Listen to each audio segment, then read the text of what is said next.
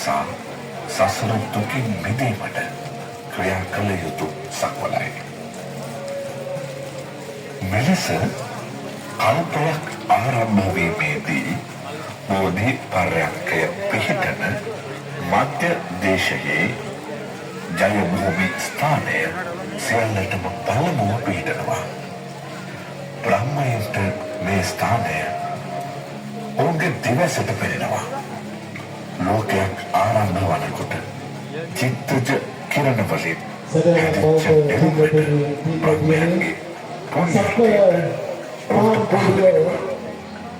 මේ කිරණ නෙළුම්බැලය වහලමින් මේ මන්ත්‍ය දේශයේ බුදුන් වහන්සේ පහළවන ස්ථානයට මේ මොහොතේ පහන් පොළොව දෙස බලන්න. ඔබට පෙනේවි එම නෙළුම්බැලය පොළොවට පතිත වන ආකාරය.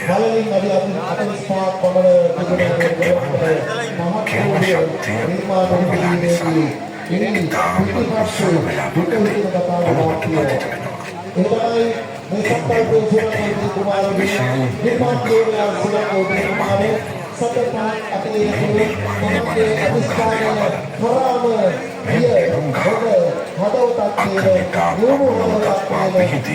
විශාල කිරණමය නෙළුම් වල